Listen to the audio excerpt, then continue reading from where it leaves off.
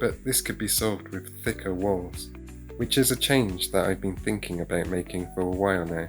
In this design, that means switching to a larger nozzle size, due to the double wall vase mode style printing I'm using.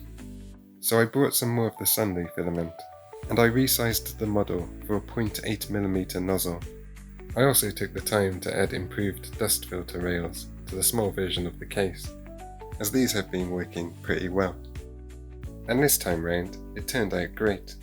I got these two near perfect cases out of it